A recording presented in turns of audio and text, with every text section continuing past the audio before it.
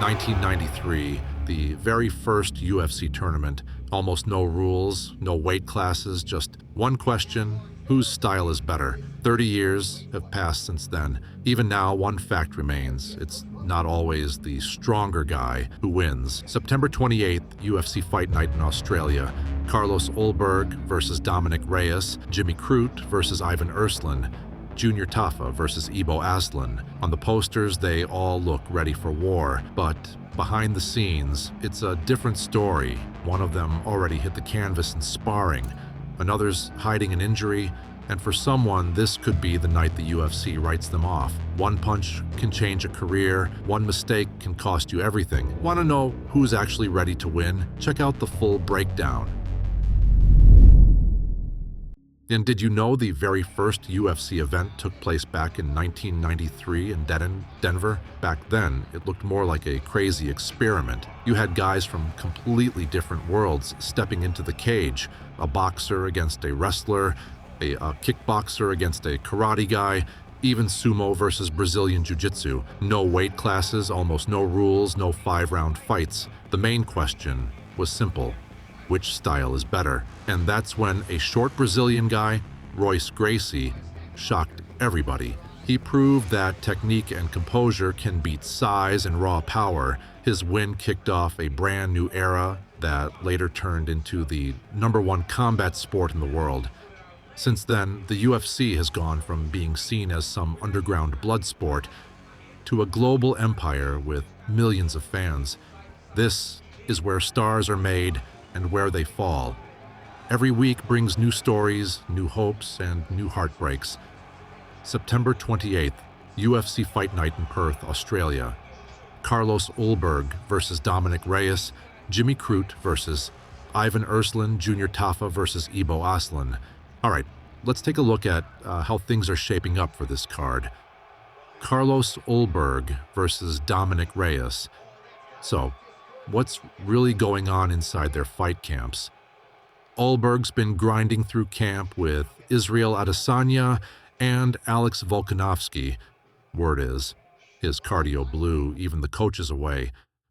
He was doing 5-round sparring sessions with fresh partners, back-to-back, no breaks. Things look a little different in Reyes' camp, though. Here's some insider talk. In one of his last sparring sessions, Dominick got dropped again. His team's worried. He still hasn't fully bounced back mentally. And there's more. Some sources say that late in camp, his coaches were seriously debating whether they should even let him fight. And it wasn't just about the knockdowns. Apparently, a doctor pushed for extra testing after suspecting a concussion. But the team decided to roll the dice. If that's true, we might see a guy walking into the cage not because he's ready to win, but because there's just no turning back now, and that changes everything. Now let's break down the key weapons each fighter's bringing to the table. Ulberg has discipline, timing, and gas tank for days.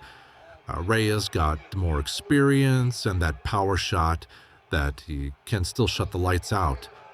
But they've both got some weak spots. Reyes has lost confidence. Ulberg can be a little too cautious. Here's my take.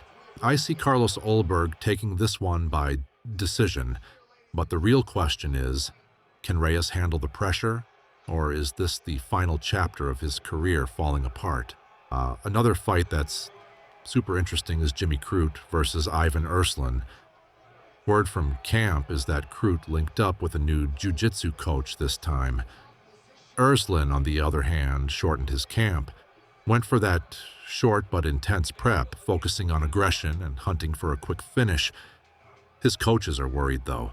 If the fight drags on, Erslan might run into serious problems. Crute's strength is in his wrestling and ground control. Erslan banks on speed and striking bursts early on. But here's the flip side. Crute sometimes leaves holes in his stand-up defense, and Erslan's gas tank tends to crash fast. I'm expecting Jimmy Crute to take this one, either by submission or TKO. And the last fight we're going to cover today is Junior Tafa versus Ibo Aslan. Let's start with what's happening behind the scenes. Tafa's been sparring with heavyweights out of Queensland, focusing on body work and those short exchanges. Word is, he's leaned out big time, and for the first time in ages is making weight with no issues. His coaches swear this is the best camp of his career. Aslan didn't waste time either. He brought in some tough brawlers from Eastern Europe to sharpen his pressure game and explosive combos. Tafa is a straight-up knockout machine. Aslan loves fast-paced and combo-heavy striking. But yeah, they've both got weak spots. Tafa struggles with cardio and defense. Aslan leaves himself open in wild exchanges, which is super risky against a puncher like Tafa. I see Junior Tafa finding his shot. Maybe not right away, but sooner or later that punch is landing. That's why I see Tafa ending this one by knockout. You know what's crazy about UFC history? Most of the greatest fights weren't really decided inside the cage.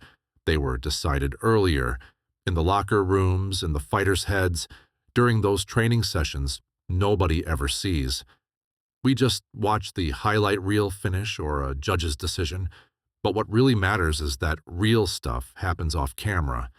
And if you want to know who's really worth betting on, who's stepping in with injuries, and who just had a flawless camp, if you want to be ahead of the curve and use that inside info to make the right picks, jump into my Telegram channel.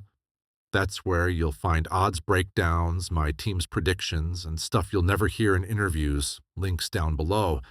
And remember, gambling's just a game, but knowledge and insider is what turns the game into strategy.